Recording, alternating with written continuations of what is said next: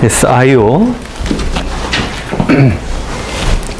So in general, they are trying to meet the following design goals. One is efficiency, performance, and the other is generality.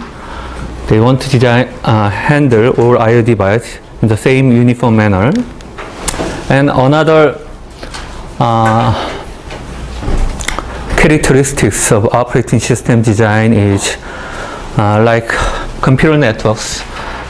In this modern operating system design, they also implement the system in hierarchical layers.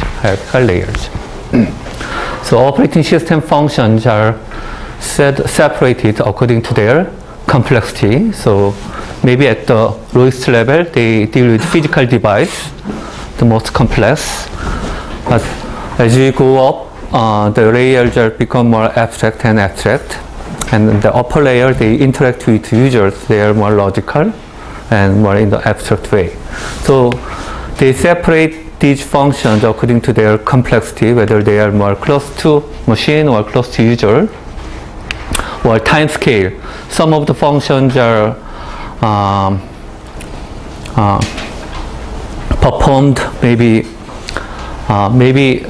low-level functions are performed on the device at the microsecond level or nanosecond level because the devices are quite fast. But the user level interaction might be very slow. So you can also classify these OS functions into layers and also into time scale. Time scale means whether it's final time grain or maybe from time to time, right? Depending on the functions and their level of abstraction. And this hierarchical nature leads to an operating system organization into a series of layers.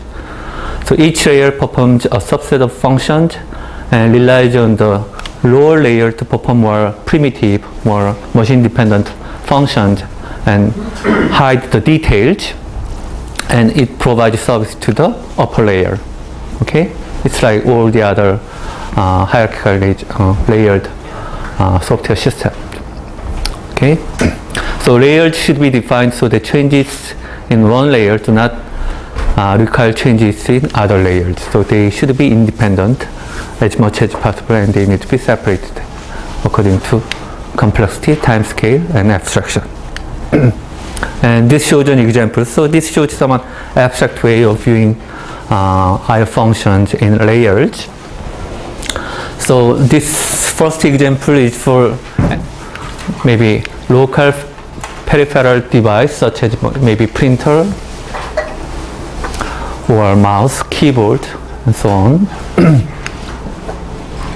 So the user process, they perform using logical input and output functions. These are high-level layers. They usually, the user commands are open some device, close, read, or write. Right? It's more abstraction way. And then these are translated into I/O instructions or channel commands, so depending on the device. So it can be programmed I/O, it can be input and output instruction, or memory read and write instruction, or some I/O channel processor, it might be machine specific instructions. And they can also employ buffering, which we will discuss in the following slides. Buffering means instead of when you read, you can read ahead another block ahead, and you can read into the system buffer. And when you write, you do not write into the device directly. You write into the system buffer, and then through the buffering you can save time, and you can actually overlap user interaction with device interaction. So you can speed up using this buffering. It's like prefetching. And then at the lowest level, they are dealing with device interrupts and scheduling and the queuing delay and so on. So they are more related to more specific hardware and more performance optimization. And this is for communication device. So instead of logical I/O, they have some protocol layers such as TCP/IP. So you can employ communication architecture here. So there are also 7 layers according to ISO. in general you use TCP/IP with, and below you have main layer and then physical layers. So through this layer you go to the device I/O. In the device I/O, same as other local peripheral device. So you do use I/O instructions or commands, and you can also employ buffering and then scheduling and interrupt and queuing and so on. Okay. For file system, which is another topic after this I/O, it involved more layers of abstraction. So at the highest level, you have directory management. So you do a delete or add, you add some file or delete some file, then this directory actually locate the file and change symbolic file name into some identifiers. And then you go into the file system, you do something similar to logical I/O. You do open, close, read, or write. And then these logical reference are translated to physical address if you use disk drive, because file system is usually for hard disk drive or SSD. It's translated to track number and sector number, and then based on the block transfer, they do I/O instruction and channel commands, and low-level functions are the same. Okay. Buffering. So buffering means you perform data transfer in advance of request. Whenever you request some block, the system will request another block. So it's kind of prefetching. Prefetch this block into a system buffer. And then when you have next access, you can read from the buffer in memory rather than going into the disk drive. So it can be used for both input and output. When you write, you can write ahead to the buffer, and then from the buffer you can write to the disk, device. So it can reduce time waiting for I/O to complete, and it can avoid I/O interference with OS swapping decisions, because if you don't use buffering, you have to deal with I/O device directly. Sometimes you are in the middle of I/O process, then the swapping, open the swapper has to wait until this I/O to complete. But if you do a buffering, you just write into the buffer, and then OS can still swap out the process. So it can reduce the interference with OS swapping decision by using this buffering. And for this buffering, the I/O device are classified into block-oriented device and stream-oriented device. So in any system, they classify into block device or stream-oriented device. Block-oriented device are disk device usually. Stream here means character stream, byte stream. So other than disk or USB storage, all the other devices are character device, stream-oriented device. The examples are terminals, TTY, consoles, printers, keyboards, mouse, communication ports, and most other devices are stream-oriented device. So they transfer stream of bytes, and there is no block structure. But for block-oriented device, transfers are made one block at a time. So you move one block from this direction or the other direction, and you can reference the data by the block number, and disk and USB devices are examples. Okay. This is the buffering scheme. So you can, sometimes you do not use buffering. Without the buffer, the operating system directly accesses the device on demand. Whenever you request, you access the device. So there is no buffer in the operating system. Okay. So for the input, you directly move in. For the output, you directly copy to the I/O device. Single buffering, you assign a buffer in the kernel area of the main memory, and and you read ahead of block, and you are reading from the memory instead of the device.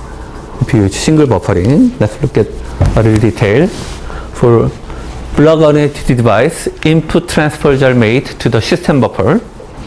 So whenever the transfer is complete, the process moves the block into the user space and immediately requests another block. The system, whenever there is a block request, the next sequential block, it prefetches the block into the system buffer. Okay. In case of a webcam, which is basically taking the input all the time, the most appropriate way would be to use no buffer? For webcam, I'm struggling to see whether the benefit of using buffer swap that webcams are maybe some real-time device, right? yeah. So it's not a disk or USB storage. So it might be stream-oriented device. Stream-oriented device. Let me see, there is an example.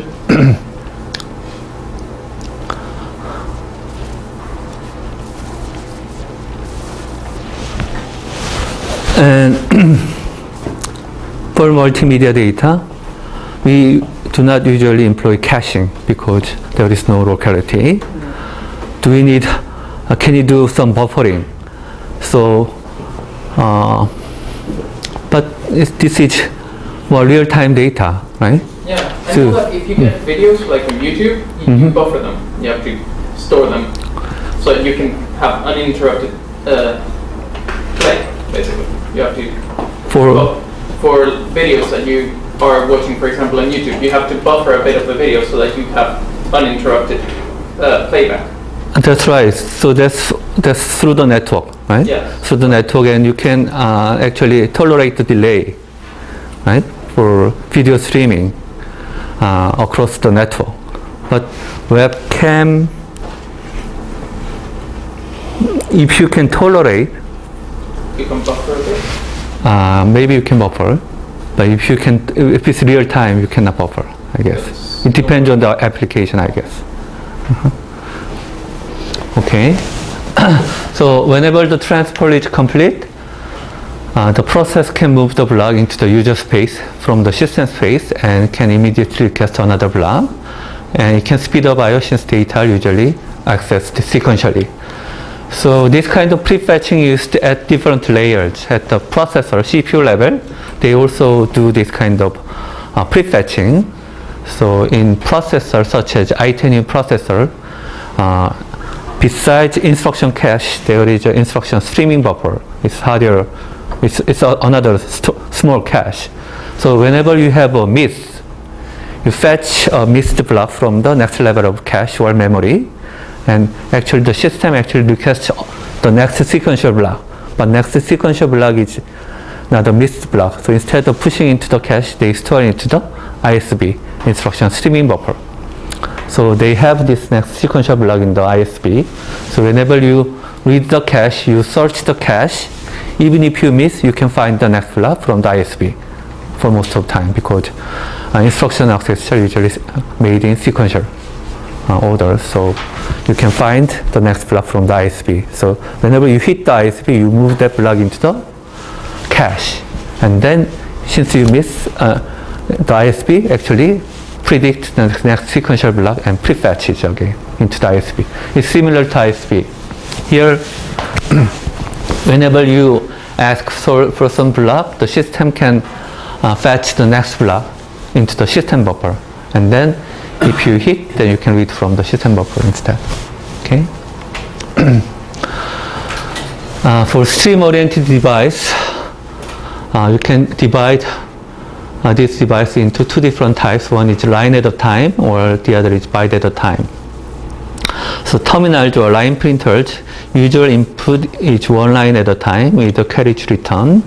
And for the printers, you also print one line at a time. And output terminal is similarly one line at a time.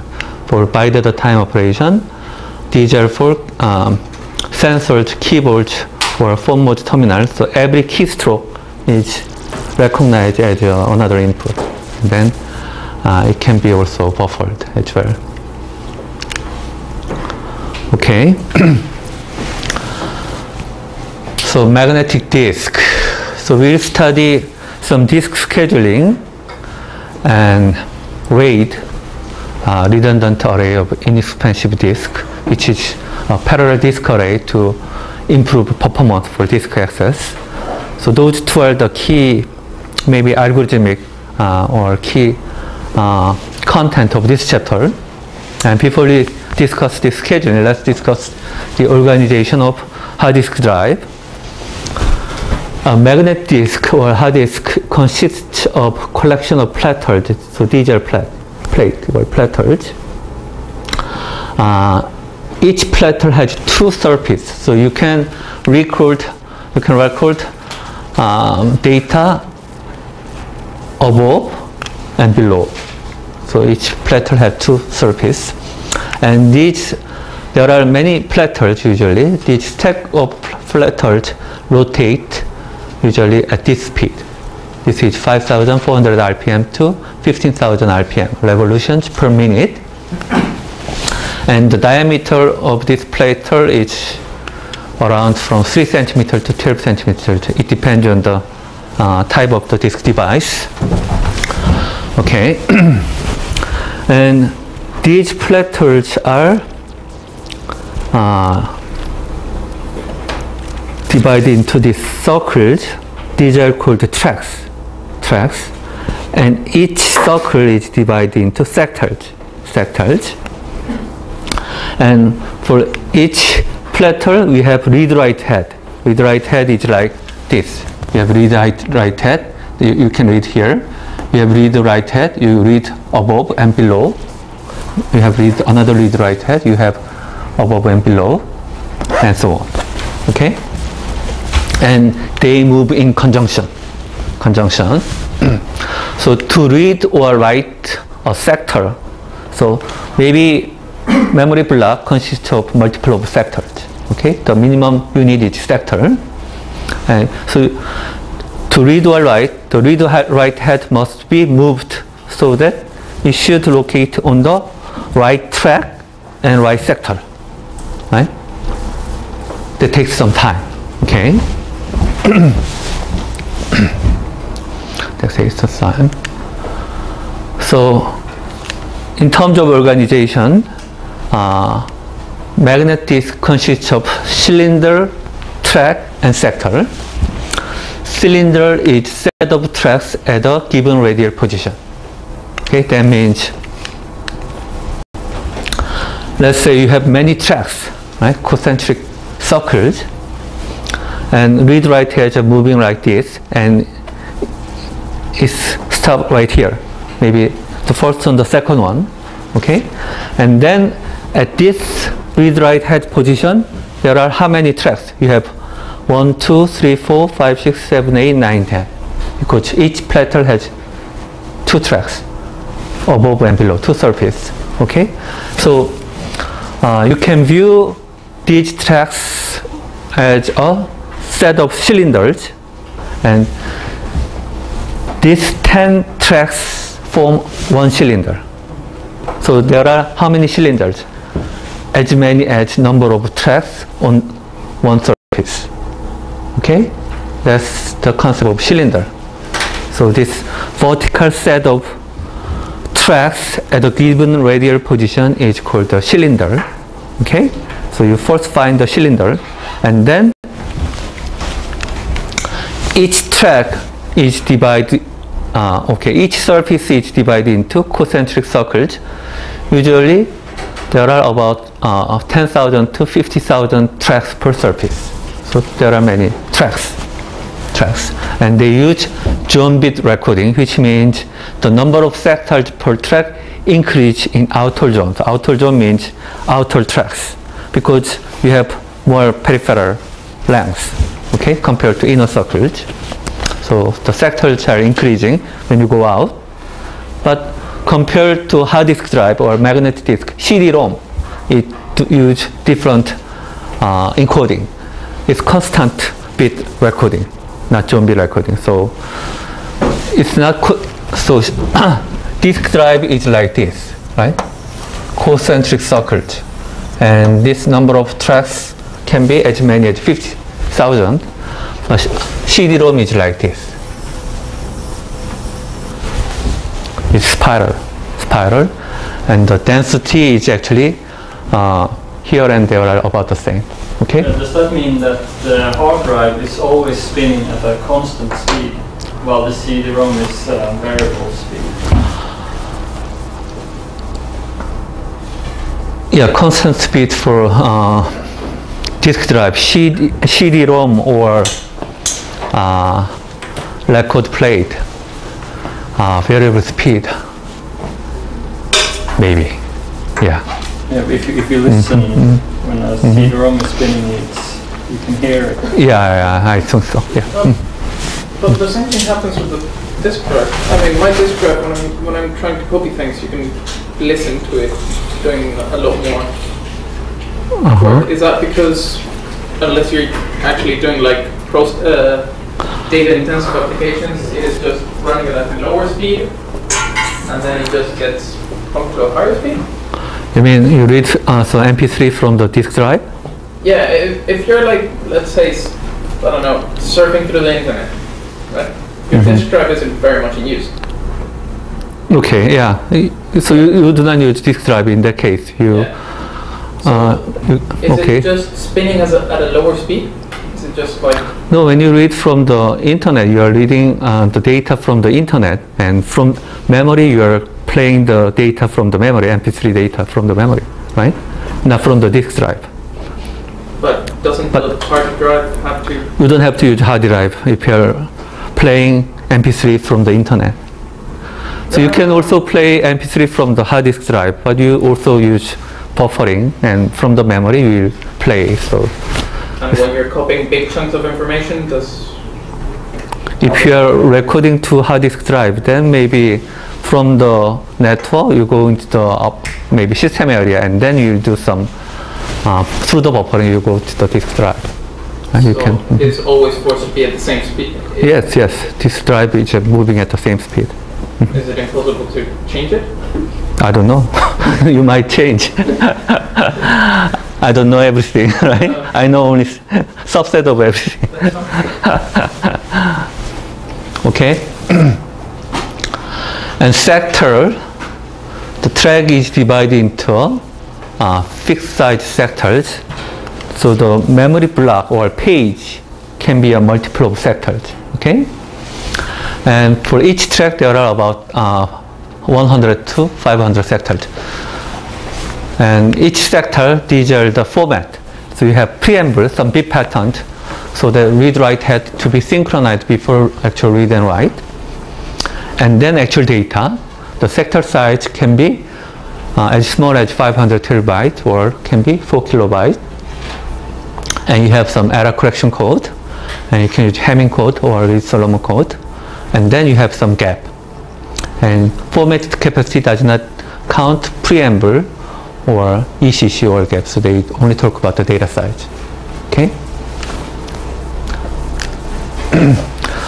So disk access time can be divided into 3 components: seek time, rotational latency or rotational delay, and transport time. So seek time is, if you are trying to read some sector, you have to move your read-write head into the right radial position, right cylinder. Okay? That's the seek time, to move the read-write head to the desired track. And it depends on the distance from the current location of read-write head to the target track. Okay? The range are from 3 to 14 milliseconds, and the consecutive tracks takes less than 1 millisecond. If it's next track, it takes only less than 1 millisecond, and so on. Okay? So you need some kind of scheduling if you have a queue of requests coming in. Okay? So you move your read-write head, you locate the track or cylinder, and then you have to wait until the desired track is located below your read-write head. Usually it takes 1/2 of this rotation, right? On average. Okay? So it depends on the rotation speed. Okay? So to locate the desired sector under the read-write head, on average it takes 1/2 of single rotation time. So if you have this much RPM, you can translate into second, right? This translates to 92, about 270 rotations per second. So you can calculate one half rotation, how long does it take? For these, you can calculate 2 to 6 milliseconds for rotational latency. Okay? And then transfer time. Transfer time is as you rotate, you can transfer directly. It depends on the rotation speed and the density of the track sector. Okay? So usually about 30 to 40 megabytes per second. This was I investigated about maybe a couple of years ago. So they have maybe advanced a little bit. They have improved a little bit, but I/O speed is improving very slow compared to memory, compared to processor. Okay. So 512 sector takes 12 to about 16 microsecond, which is much less than rotational latency or seek time. So maybe this component is the longest because this is more mechanical movement, and then rotation, half rotation, and then transfer time is quite short. Okay, and this controller usually accepts command from the processor, and the commander read some block, write, format means write preambles, and control the arm motion. You have to seek and detect and correct errors and convert byte to serial bit pattern when you write. Okay? When you read, reverse way, right? the other way, and you do some buffering and caching. So access time is equal to seek time plus rotational latency plus transfer time, and if there is some overhead, then it might be some controller overhead. Okay. Question? Yeah. For transfer time, when this has more sectors on outer track and less sector in inner track, which does that mean they have equal density? Transfer time. Outer zone, they have more tracks, which means same rotation. Maybe outer tracks are faster, I guess. Yeah, but a little bit. I can't understand why the density is considered in transfer time, because in this case. Oh, that's a good question. That's a good question.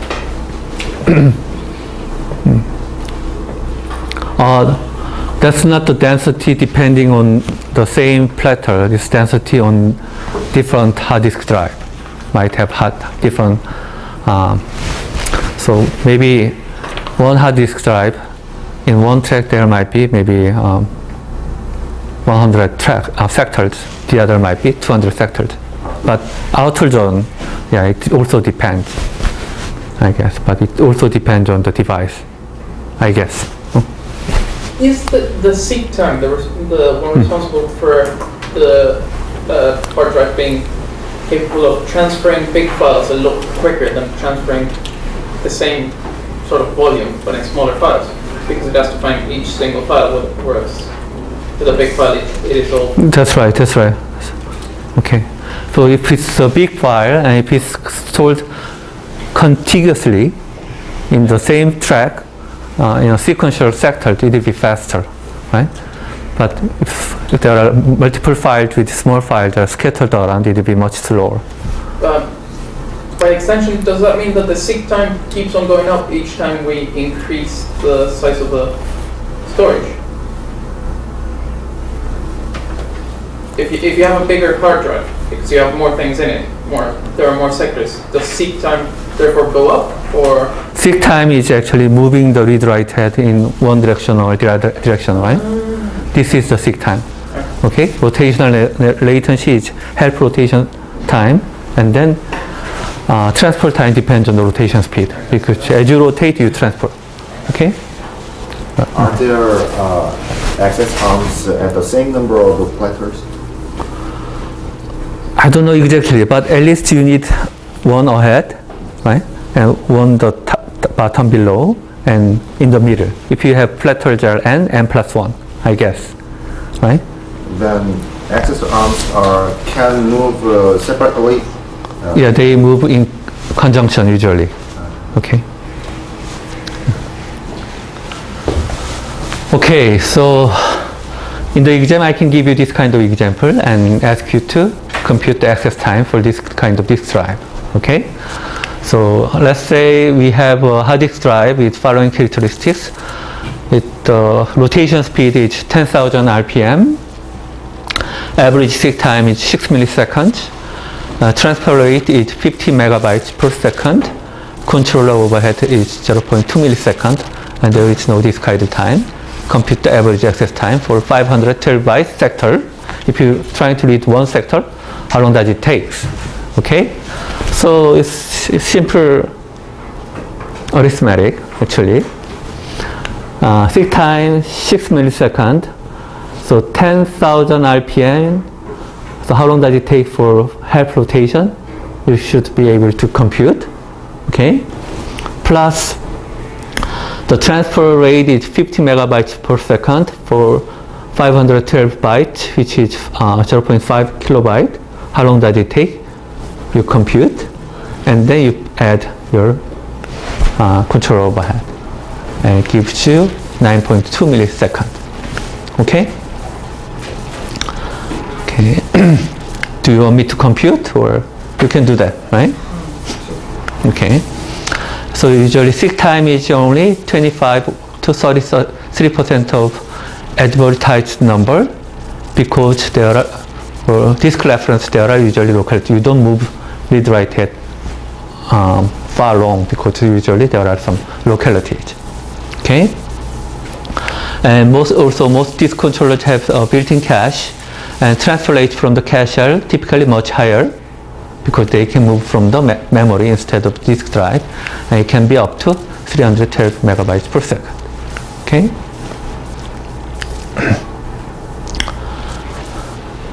This example shows you Lucas, right? Okay. But Lucas is mentioning. So let's say we have a disk with a seek time of 4 milliseconds, rotation speed of 7,500 RPM, and for each track there are 500 sectors, and the sector size is 512 bytes. Okay? We are trying to read a file that consists of 2,500 sectors. It translates to 1.28 megabyte file, and you can assume two different organizations. One is sequential organization, the other is random access. Sequential organization means the file is a big file, as Lucas mentioned, and it occupies all the sectors of 5 adjust tracks. Okay? Okay. In that case, we can move this big file quite effectively, efficiently. So let's first calculate the how long does it take to access the first sector. Okay, so seek time 4 milliseconds. Rotational latency, if you do the calculation, half rotation, it takes 4 milliseconds. Okay, and maybe reading 500 sectors, which is one track, right? One full rotation takes 8 milliseconds, because this is half rotation. It's 2 times more. So maybe 16 milliseconds, you can read first 500 sectors. Okay? And then for each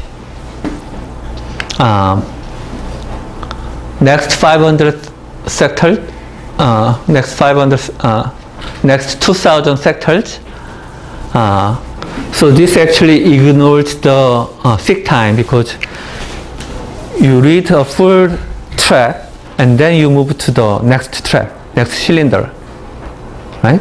It might take less than a millisecond, but this doesn't assume. Okay, it might be 0. So I should give you more details. This is an example in the textbook, but I didn't recognize this much detail when I read the textbook. But you have to think about moving the read-write head into the next track, and then you have to wait until the sector is under your read-write head is above your desired track, which takes rotational latency, and then full rotation. So every next 500 sectors, you have to wait half rotation and then full rotation for transfer. So that takes 12 milliseconds. Okay? That's for 500 sectors. You have to do it for 4 times because it's 2,000 more sectors. Okay? So 16 plus 4 times 12, which is 64 milliseconds. Okay? Ignoring the seek time of the next track. Okay? Whenever you read, you have to move your read-write head, but in this case, you assume that read-write head is already in the next track. Okay? Understood? Okay? Question so far? 쉽지? 어려운 거 없지? Lucas? You're thinking. Okay, you can think.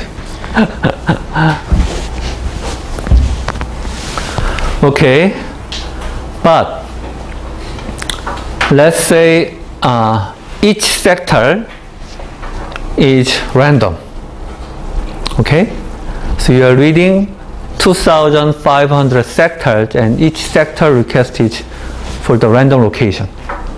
Then it might take much longer. Let's talk about. So average seek time is same as before, 4 milliseconds, and rotation latency is 4 milliseconds. Read a single sector takes about 0.016 milliseconds. This is about 16 microseconds. This is 1 divided by 500 of this 8 milliseconds, right? Because this is one full rotation. This should be 0.2% of this one full rotation, because this is one sector, this is 500 sectors, right? It depends on the rotation speed. Okay, Lucas, question? Yeah, so that is the worst possible scenario, right? Random access. Okay. It's the worst possible thing that could happen, that you have each sector basically being by itself somewhere in the memory. Right, it's close to worst. The worst might be you go innermost and outermost track and going back and forth. That might be the worst. Okay, whatever. Don't we have to take into account also the overhead? Overhead of what? In the previous slide. Disk control byte. Ignoring disk control byte. Okay. I thought that maybe this control overhead only came in at the beginning of the action. Okay, maybe in my case I'll do not ask you this control byte because it's just constant, right? We can ignore. Okay. Anyhow, so a single sector can take seek time plus rotational latency plus reading one sector time, which is 8.016 milliseconds, and you have to do it 2,500 times, which takes more than 20 seconds compared to 64 milliseconds. This takes much longer, right? Maybe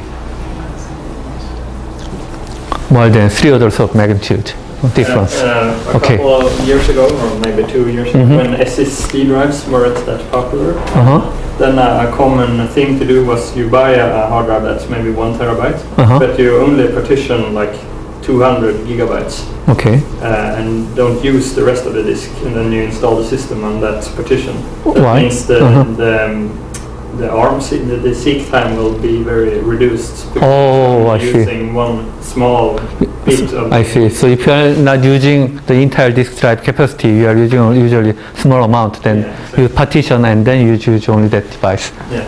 Okay, that might be a good option. Yeah, to reduce. And now SSD drives are so cheap, so you buy one of those instead. I see. Okay, good comment. Okay.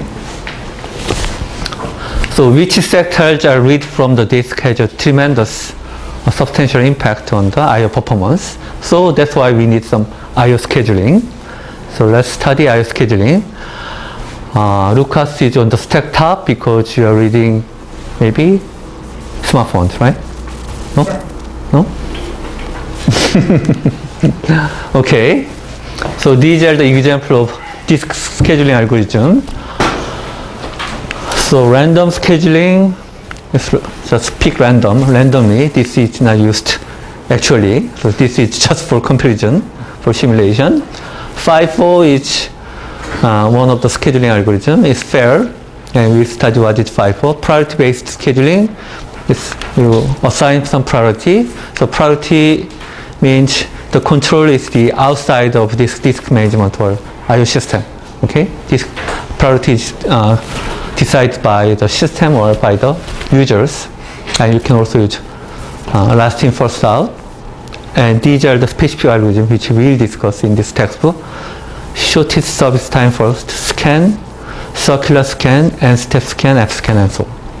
Let's look at this one and these one by one. And these are the examples we study. Let's look at FIFO, first in first out. Process requests are serviced from the queue in sequential order. Okay, so every scheduling algorithm there is a FIFO. Okay, so it's fair to all process because it's first come, first served.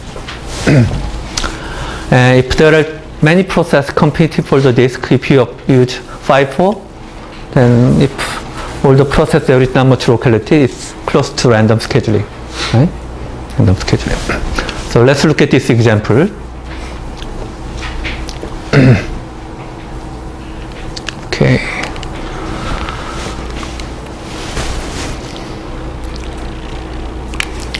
So for the FIFO, let's assume that the read-write hedge is on the track number 100. Okay, and this is actually the request in the queue, and FIFO is servicing this request in sequential order, one by one. So this delay of the seek time is computed in terms of number of tracks traversed. Okay, traversed. So from track number 1000 to move to track 55, how many tracks it has to traverse? 45, right? And then going to 58, 3, and going to 39, 19, and so on. Okay? 39 to 18, so 21. 18 to 70, 72. On average, we have traversed for each seek 55.3. So this is average seek time for FIFO. Okay? Quite long. Okay. Priority-based scheduling, this we just discussed. So the control of the scheduling is outside of the control of disk management software. The goal is not to optimize disk utilization, but to meet priority. It might be real-time system, or it might be there might be some maybe based on the maybe some user pay more money, right? Then you give higher priority. Okay. And for priority open, shorter batch jobs or interactive jobs are given higher priority in the time-sharing environment. Then it can provide good interactive response time, but long jobs have to wait, sometimes very long time, right? Okay, that's priority-based scheduling. Shortest service time for scheduling, you select the disk I/O request that requires the least movement of the disk arm from its current position. Okay? And so you always choose the minimum seek time at the decision point. Okay? But it does not guarantee the average seek time to be minimum. It's not global, it's local optimum. Okay? So let's look at the example. Stack top, Lucas, okay? Shortest service time, these are the requests. Okay? Why should go to 90? It's a simple question. Why? Because it's the shortest one from 100. Okay. If you had something that would require less than 10 tracks. Traverse, 90 is your better choice. Could I ask something? Sure. Do you do the shortest service time first algorithm? Do they use a Chinese postman one? Excuse me? Do they use a, I know it as the Chinese postman algorithm? What is Chinese postman algorithm? You can explain first. postman that has to go to all the things, and it tries to minimize the distance traversed by having to go just. I don't remember exactly. It might be different, I think. I think maybe based on the network topology, right? This doesn't have topology. Yeah. So it might not be applicable in this case. Okay? So before you think you have to, before you ask, you have to think. Yeah, I just thought that it could be the same thing. Okay. Anyhow. Okay, so shortest service time is actually shortest seek time first, right? So from track 100, if you look at each request, the closest one is 90. So you go to 90 and you traverse 10 tracks. From 90, the next one is, which one is the closest? Maybe 58, which is 32 tracks apart. Okay? And then 55, 39, and so on. 38, and then 18. But after you go in one direction, you go the other direction, far away, you go to 150, 160, 184. So you moved on average 27.5 tracks. That's quite good for this example, but it's not always find the minimum. Okay, that's the shortest seek time first or shortest service time first. Let's look at scan. Scan is also called elevator algorithm because it's moving with right head in one direction, going into outer direction, and then from there it goes to inner direction, and then outer direction, inner direction. So during that direction, it serves all the requests in that direction. Okay, it's called scan. It satisfies all outstanding requests until it reaches the last track in that direction. Then they change the direction in the reverse way. It usually favors jobs whose requests are for innermost tracks or outermost tracks, and it also favors the latest arriving jobs. It's moving in one direction, the jobs are arriving, it still serves the request, so it actually favors jobs arriving later. Okay, so here for this example, it first moved to the outer direction and then moved to the other direction. Okay, let's look at this example. Okay, stack top.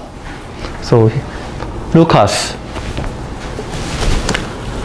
So from 100, it's going to 150 because it's the highest one possible. Not the highest one, it's closest one, but it's closest one in the outer direction. Okay, so it goes to 150, 160, 180, and then it goes back to the other direction, but there are 90, 58, 55, 39, and so on. Okay. No, I don't really understand. Why doesn't it go to 90? Because 90 is closer, and then like walk inwards. Its assumption is if currently the read write head is moving in the outer direction. Oh yeah, it's all okay. If it's moving to inner direction, then it should go to 90 first. Okay. And that might give you better performance. I'm not sure.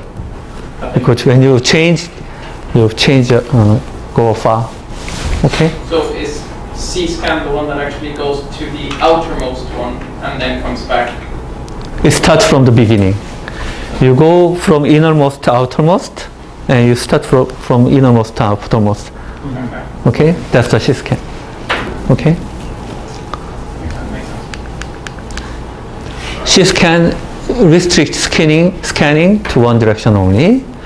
So when the last track has been meditated in one direction, the arm is returned to the opposite side, and then scan begins from the beginning. So here, go here, and so on. Okay? So in this case, it moves to the outer direction. It goes back to the innermost track and go to the outer direction. Okay? So from track 100, it goes to track 150, 60, 184, and then it moves to the innermost track and go to 18 and so on. Okay? That's for C-scan. 너무 쉽나? Too easy? Okay. Okay. C-scan, and then n-step scan. it segments the disk request queue into a sub-queues of length n. Sub-queues are processed one at a time. So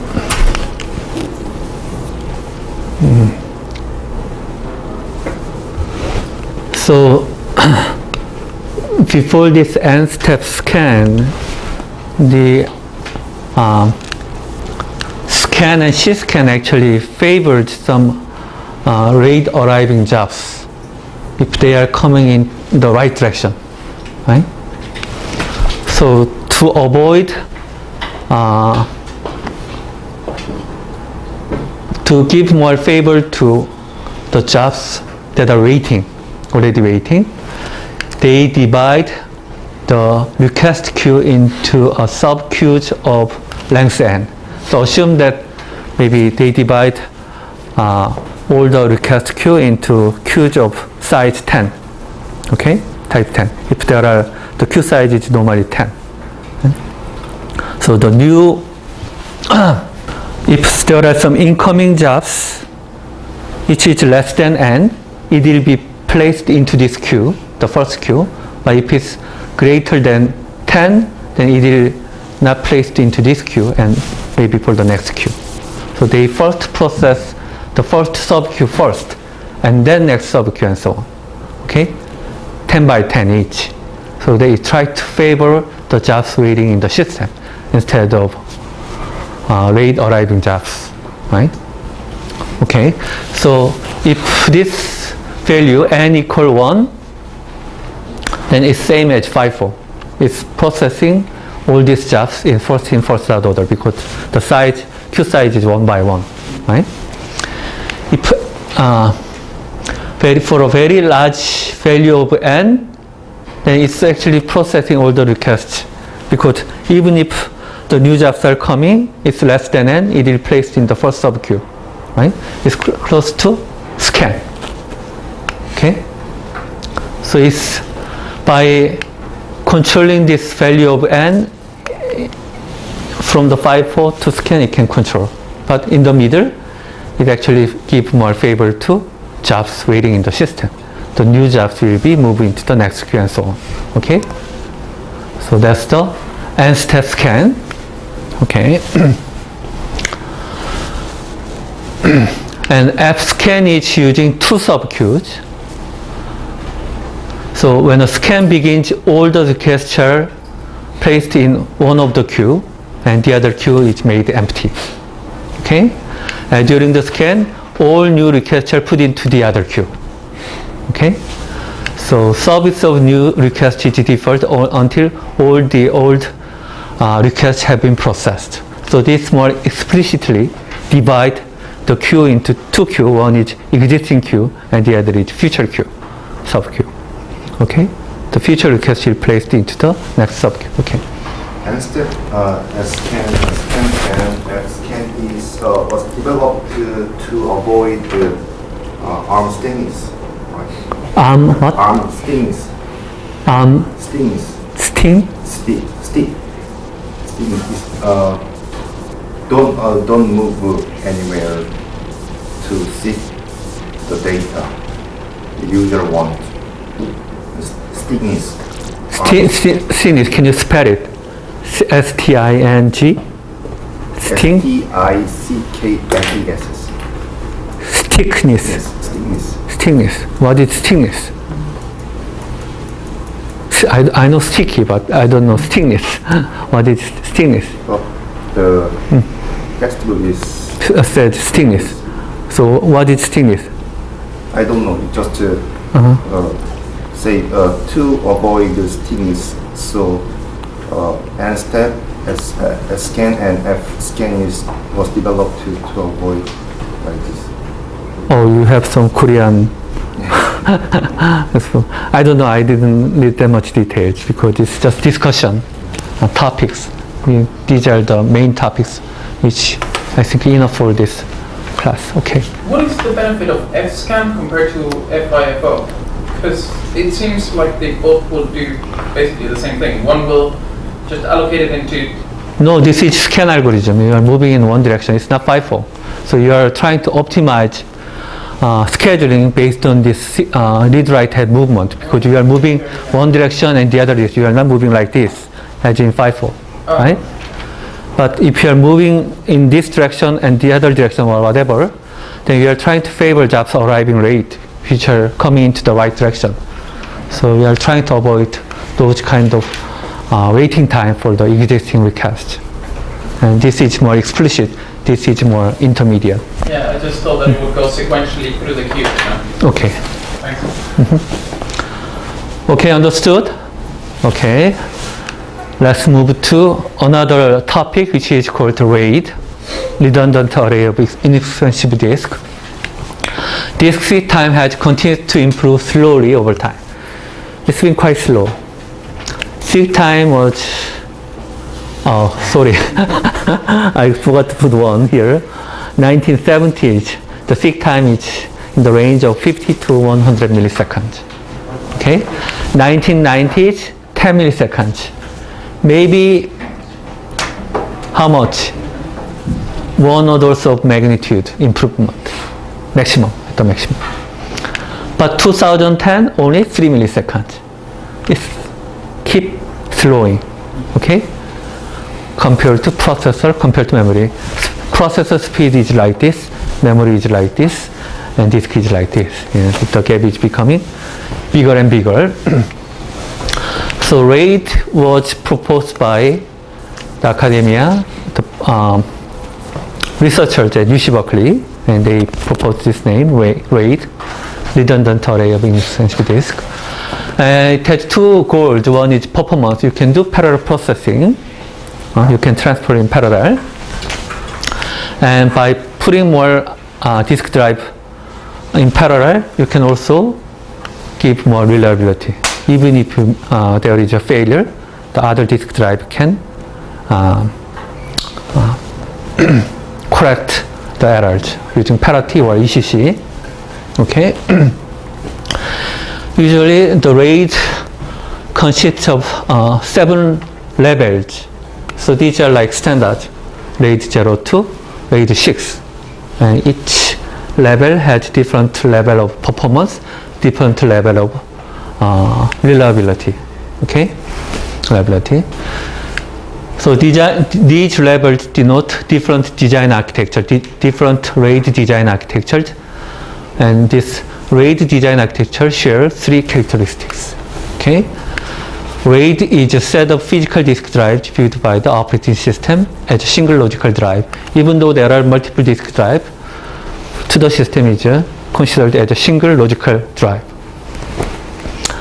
And redundant disk capacity is used to store parity information, parity or error correction information, which guarantees recoverability in case of disk failure. They are trying to improve reliability.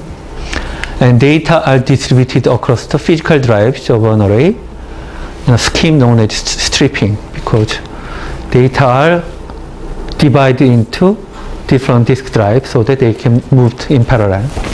And this is called stripping. RAID level 0, it distributes data over multiple disks. So let's look at this example. When a block consists of 8 sectors, and we have 4 disk drives, 2 sectors are distributed to different disk drives. So 2 sectors stored here, next 2 sectors stored here, next 2 sectors stored here, next. So total of 8 sectors. So a single block transfer can be made with 4 parallel transfer over each disk drive. Has 2 sectors, and this sector is called strip.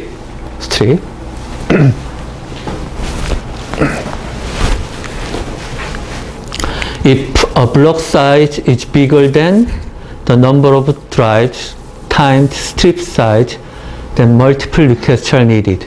So for this example, you store 2 sectors each, and a single transfer consists of 8 sectors. Right? If a single block is 8 sectors, you can transfer a single block in 1 transfer. But if a block is 16 sectors, you need 2 transfers and so on. Okay? That's what this means. Okay.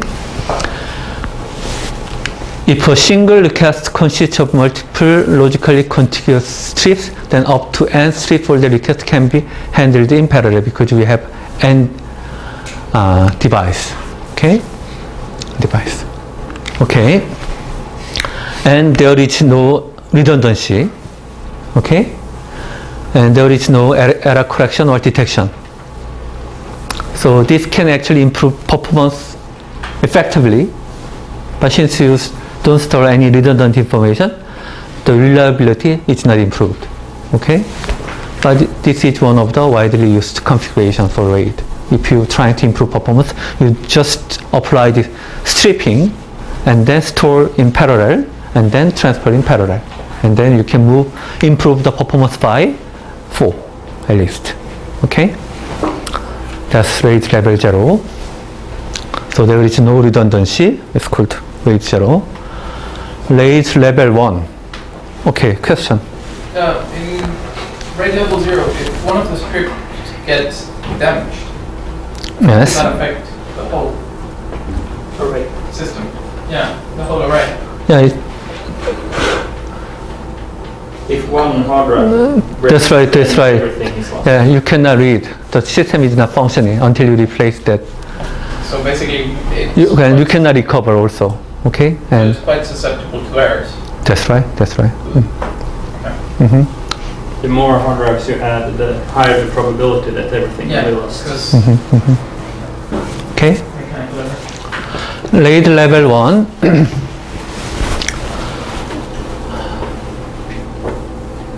So it's similar to RAID level 0, but you duplicate entire array again. It's called mirroring. So every disk in the array has a mirror disk. When a drive fails, data may still be accessed from the second drive. Okay. You duplicate all the data. This is brute force approach. Okay, mirroring.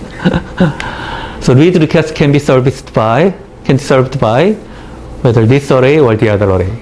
Okay, and there is no write penalty. Write can be done in parallel on a write. RAID level, the other levels must compute and update parity bit as well as updating the actual strip. But this is just no. You can do it parallel, but principal disadvantage is the cost. This is not commonly used, right? Because of this much overhead. RAID level 2. This is called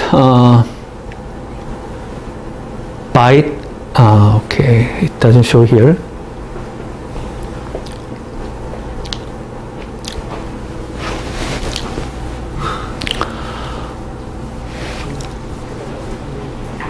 Okay, distribute each byte over multiple disks, and you add Hamming code, ECC, error correction code. So if you store 4-bit nibbles, you will 3-bit extra, or 8-bit. How many Hamming codes do you need? Do you remember? Digital system, digital logic. Any answer? 5 bonus points. Can you remember, right? Hamming codes. No, it should be less than the data itself. Data is 8-bit. This 4-bit you need 3. 8-bit, I guess maybe 4 or 5 only. Is Hamming code some kind of hash, or is it, I don't know what. Oh, you don't know ECC or Hamming code? No. Error correction code is one of the application of exclusive OR and exclusive NOR. So if you put one parity, you can detect a single bit error, right? Yeah. So you can store even parity or odd parity for one of this array. Okay, this is storing parity. For Hamming code or ECC error correction code, you can store multiple parity bits and you can actually recover. So it's called SEC, single bit error correction, double bit error detection. SEC DED or something like that. It's called Hamming code. So if you add more core, you can recover you can detect, but you can, for single bit error, you can correct also. Okay? That's a good topic you have to know because it's quite used often in real systems. Anyhow, for 4-bit nibble, 4-bit data, we need 3-bit extra bit, then we can correct 1 bit, single bit. For 8-bit, I guess 4-bit or 5-bit we need, right? As you increase the data size, this Hamming code, the ECC, is number of bits are smaller compared to the data, okay?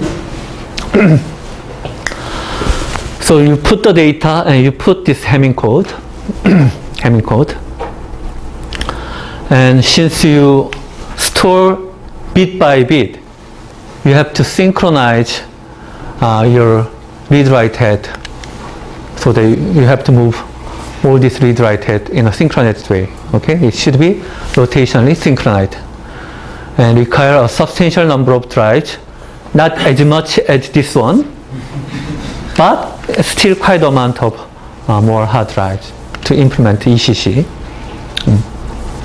On the right, all data disk drive and parity disk must be accessed as well. Effective choice whenever if you have many disk errors, if the disks are not reliable, or if the reliability is really important, you have to use this kind of configuration, but this is usually overkill and it's usually not implemented because you need quite amount of extra hard drive to implement ECC. So it's similar to the system. For PC, you store parity or ECC for your SRAM cache and DRAM memory. For PCs, for maybe cheap PCs, they don't put parity, but they have usually parity in caches, but not in the memory. But for high performance PC, they put some parity. For servers, they put ECC because reliability is much more important. Okay, for ECC, for servers. Likewise, in the system disk drive, you usually put parity, but if it's really important or if it's really expensive system, you can put ECC. How common is bit error in a PC? I take a data communication course also, and then very rare. Very common, but in memory errors, bit errors are very rare, and it's one of the issues in the processor design as well. Okay, so they compute this parity error as a probability. And if the size becoming larger and larger, the parity error in that bank becomes larger and larger. So it's more important in the memory and in the larger caches. And for each CPU or each system, they need to guarantee at least this parity error should not happen in less than 5 years or less than 10 years or something like reliability, some specification. Okay, and based on that they put parity or ECC. Okay, and memory side it depends on the system. If it's servers or expensive system, they put ECC and so on. Okay, question? No? Okay. Okay, RAID level 3, same as before, but instead of ECC Hamming code, they put parity. So it's more cheaper way of guaranteeing reliability. So no matter how large the disk array, you only need a single disk drive to give reliability. In case of disk failure, parity drive is accessed and data can be reconstructed from the remaining device. And you can achieve very high data transfer rate as well. So this is should be used quite often also. And this is called bit interleaved parity.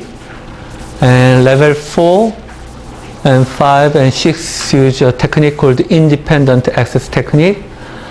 I think we need some time, so let's come back to this issue next week. Okay? 멋있다.